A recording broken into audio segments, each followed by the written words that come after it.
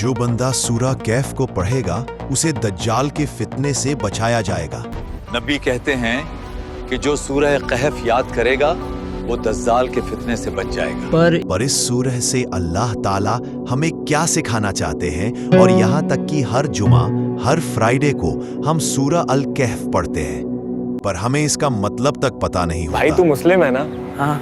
अच्छा, सूरह कहफ के बारे में बता। इन डोंट वरी, आज की इस वीडियो में हम सूरह कहफ को आसान तरीके से समझेंगे।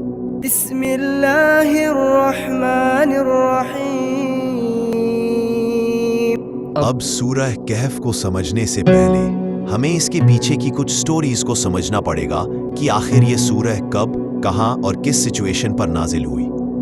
ये वो वक्त था जब इस्लाम अपने पहले दौर में था। नबी सल्लल्लाहु अलैहि वसल्लम लोगों तक अल्लाह का पैगाम पहुंचाना स्टार्ट ही किए थे। ये मोहम्मद हमारे बाप दादा के दीन को गलत कह रहा है। वो नबी सल्लल्लाहु अलैहि वसल्लम से सबूत मांगते थे। वो कहते थे कि अगर वह अल्लाह के नबी है तो कोई मिरेकल दिखाओ। मोहम्मद, अगर तुम वाकई अल्लाह के नबी हो तो हमें कोई मौजिज़ा दिखाओ। वो नबी सल्लल्लाहु अलैहि वसल्लम पर शक कर रहे थे और इस्लाम का मजाक उड़ाते थे। देखो देखो, मोहम्मद फिर से आ गया, अब क्या पैगाम देगा? हमने मोहम्मद से हर सवाल पूछ लिया, लेकिन वो हर बार कहते हैं ये अल्लाह का पैगाम है।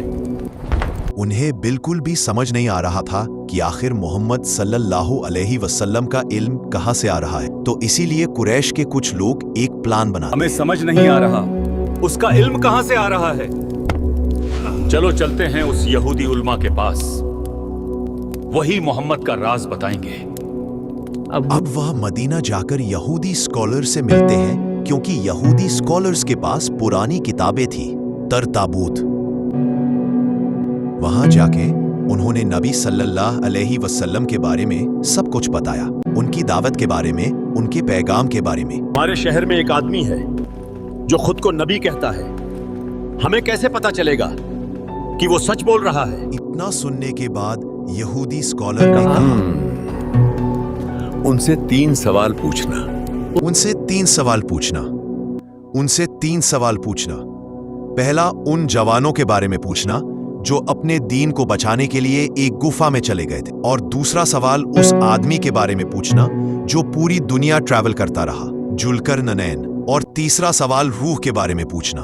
अगर नबी सल्लल्लाहु अलैहि वसल्लम इन तीनों सवालों के सही जवाब दे देते हैं तो वह वाकई अल्लाह के नबी है। इन तीनों सवालों का सही जवाब देते हैं तो वो वाकई अल्लाह के पैगंबर हैं, और अगर नहीं तो समझ लेना वो अपनी तरफ से बातें करते हैं। अब कुरैश के लोग खुशी से मक्का वापस आए। अब तो हम उसका राज खोल देंगे। उन्हें यह लगा था कि अब वो मोहम्मद सल्लल्लाहु अलैहि वसल्लम को फंसा लेंगे। अब तो हम उसका राज खोल देंगे। कुरैश के एक लीडर ने कहा, ओ मोहम्मद, वो जवान कौन थे जो गुफा में चले गए? और जुल्करनैन कौन था? और रूह क्या है? नबी सल्लल्लाहु अलैहि वसल्लम ने कहा, मैं कल बता दूंगा, लेकिन वो इंशाअल्लाह कहना भूल गए। और फिर पूरे 15 दिन तक कोई रेवोल्यूशन नहीं आया, कोई वही नहीं आई। मक्का में अफवाहें फैल गई। देखा, मोहम्मद जवाब नहीं दे सकते। हमने कहा था ना, ये झूठे पैगंबर हैं। लेकिन नबी सल्लल्लाहु अलैहि वसल्लम सब्र करते रहे। उनका दिल उदास था, लेकिन उनका यकीन अल्लाह पर कायम था। और फिर 15 दिन बाद जिब्रील अलैहिस्सलाम आए और तब अल्लाह ने सूरह अल कहफ नाजिल करी। और तब अल्लाह ने सूरह अल कहफ नाजिल करी। अल्हम्दुलिल्लाहिल्लज़ी अंज़ल अला अब्दिहिल किताब व लम यजअल लहू इवजा। इस सूरह में उन तीनों सवालों के जवाब दिए गए। अल्लाहु अकबर, हर सवाल का जवाब इस सूरह में मिल गया। और साथ ही एक इम्पोर्टेंट पैगाम दिया गया, कभी ना कहना कि मैं यह कल कर दूंगा बिना इंशाअल्लाह कहे। अब सोचो ये कितना बड़ा लेसन अल्लाह ताला हमें सिखाते हैं। यही बैकग्राउंड है सूरह अल कहफ का। ایک سورہ جو صرف قریش کے سوالوں کا جواب نہیں تھی بلکہ ہر زمانے کے لوگوں کے لیے ایک نشانی تھی۔ اب آئیے سورہ الکہف کو آسان طریقے سے سمجھتے ہیں۔ اب یہاں پر جو سٹارٹنگ کی 2 آیت ہے، اس میں سورہ الکہف کی شروعات ایک تعریف سے ہوتی ہے، الحمدللہ، یعنی ساری تعریف اللہ کے لیے ہے جس نے اپنی کتاب قرآن کو اپنے نبی پر نازل کی۔ اب اس آیت میں اللہ سبحانہ تعالیٰ کہہ رہے ہیں یہ کتاب سیدھی ہے، اس میں کوئی الجھن، کوئی کانٹرڈکشن یا کوئی غلط بات نہیں ہے۔ یہ قرآن کسی فکشن، کہانی یا فلسفی کا کلیکشن نہیں ہے بلکہ ایک کلیئر اور پرفیکٹ گائیڈنس ہے۔ یہ اللہ کا پیور میسج ہے۔ اور اس سورہ میں اللہ سبحانہ تعالیٰ ہم سے کہتے ہیں اپنی سوچ اور اپنا نظریہ قرآن کے مطابق بنا لو، کیونکہ یہ ایک سچا پیغام ہے۔ اس میں اللہ تعالیٰ بتا رہے ہیں کہ قرآن 2 چیزوں کے لیے نازل ہوا ہے، پہلا وارننگ اور دوسرا خوشخبری۔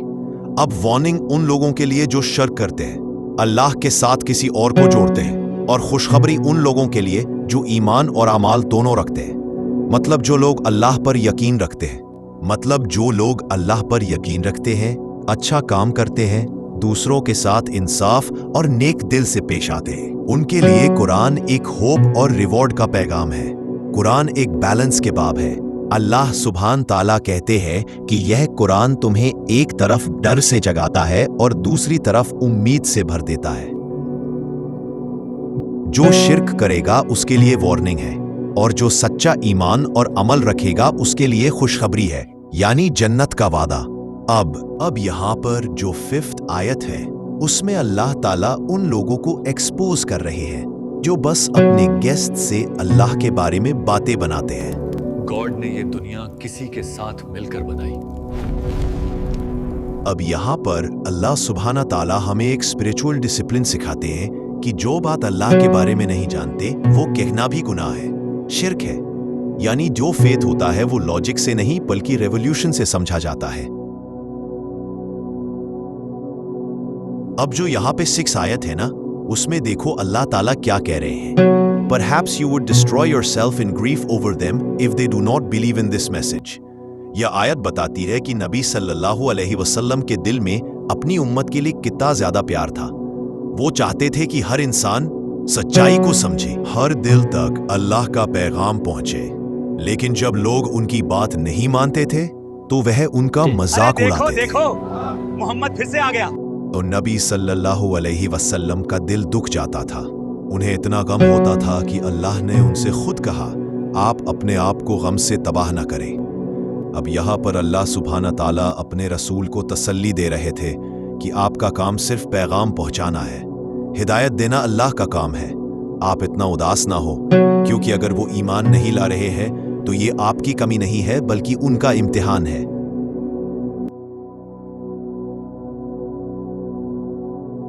اب جو 7th اور 8th آیت ہے، اس میں اللہ تعالیٰ کہہ رہے ہیں یہ جو کچھ تم دنیا میں دیکھتے ہو، پیسہ، دولت، بیوٹی، فیم، یہ سب صرف زینت ہے، ایک ڈیکوریشن ہے، یعنی ٹیمپرری چارم ہے۔ مطلب دنیا کی یہ ساری چیزیں ٹیسٹ کا پارٹ ہے، تاکہ اللہ سبحانہ تعالیٰ دیکھے کہ کون اپنے ایمان پر قائم رہتا ہے اور کون ان چیزوں میں کھو جاتا ہے۔ یہاں پر اللہ تعالیٰ یہی کہتے ہیں کہ میں نے یہ سب اسی لیے بنایا ہے تاکہ پتہ چلے کہ کون سب سے بہتر عمل کرتا ہے۔ دنیا میں ہر چیز ٹیمپرری ہے، جو چیز تمہیں آج اٹریکٹ کرتی ہے وہ کل تمہارا ٹیسٹ بن سکتی ہے۔ آج تمہارا پیسہ، تمہارا سٹیٹس سب تمہیں مل رہی ہے، لیکن یہ ایک دن سب کچھ ختم ہو جائے گا۔ یہاں پر اس آیت میں اللہ تعالیٰ یہی کہہ رہے ہیں اور ہم ایک دن سب کچھ مٹی بنا دیں گے۔ اب جو یہاں پر 9 اور 10 آیت ہے، یہاں اللہ سبحانہ تعالیٰ ایک نیو سین کھولتے ہیں، اسباب کیف، یعنی دا پیپل آف دا کیو۔ اب یہاں پر اللہ تعالیٰ پوچھتے ہیں کیا تم سمجھتے ہو کہ ان جوانوں کی کہانی کوئی عجیب نشانی تھی؟ مطلب یہ صرف ایک سٹوری نہیں تھی، یہ اللہ کی قدرت میں سے ایک بڑی نشانی تھی۔ وہ کچھ ینگ لوگ تھے، ایک ظلم اور شرک بھرے شہر میں رہتے تھے جہاں ہر گلی میں آئیڈل ورشپ ہوتی تھی اور سچ بولنے والے لوگوں کو دشمن سمجھا جاتا تھا۔ لیکن یہ جو ینگ لوگ تھے ان کے دل میں صرف اللہ کا نام تھا۔ انہوں نے فیصلہ کیا کہ ہم دنیا کے خلاف جائیں گے لیکن اپنا ایمان نہیں چھوڑیں گے۔ اسی لیے وہ اپنے شہر سے نکل گئے اور پہاڑ کے ایک گفا میں جا کر چھپ گئے ताकि वो अपना ईमान महफूज कर सके। उन्होंने अल्लाह से दुआ मांगी, या अल्लाह हमें अपनी तरफ से रहमत अता कर और हमारे लिए सही रास्ता बना। अब ये दुआ सिर्फ उन जवानों की नहीं थी, ये हर उस इंसान की दुआ है जो दुनिया के प्रेशर के बीच अपने दीन पर कायम रहना चाहता है। सूरा अल कैफ सिर्फ 14 साल पहले के लोगों के लिए नहीं है, बल्कि आज के यूथ के लिए भी है, क्योंकि हर टाइम में कुछ लोग ऐसे होते हैं जो दुनिया के सवाल लेकर नबी के पैगाम को टेस्ट करते हैं, और हर बार अल्लाह उनके शक का जवाब अपनी रेवलेशन यानी वही से देता है। तो इसीलिए आप लोग भी कुरान को मीनिंग के साथ पढ़ना स्टार्ट करो, क्योंकि इस कुरान में हर सवालों के जवाब है। तो इस सूरा में बेसिकली 4 फितनों की बात हुई है। मतलब इन 4 स्टोरी से अल्लाह ताला हमें 4 फितनों के बारे में सिखाते हैं। अब ये 4 फितने कौन कौन से हैं? ईमान का टेस्ट, पैसा और घमंड का टेस्ट, इल्म और सब्र का टेस्ट, ताकत और निजाम का टेस्ट। अब जैसा कि मैंने आपको बताया था कि इस सूरा में 4 फितनों की बात हुई है, तो अब ये पूरी वीडियो सीरीज 6 चैप्टर्स में होगी, जिसमें हम पहले 5 वीडियोस में सूरा अल कैफ के 4 फितनों को समझेंगे, और फिर लास्ट 6 पार्ट में हम समझेंगे कि कैसे ये चारों फितने दज्जाल के फितने से डायरेक्टली कनेक्टेड है। और लास्ट वीडियो में हम समझेंगे कि आखिर ये सूरा हमें दज्जाल के फितनों से कैसे बचाती है। तो चलिए स्टार्ट करते हैं। पहला फितना, ईमान का इम्तिहान, द स्टोरी ऑफ असबाबुल कैफ। The story of Asbabul Kahf.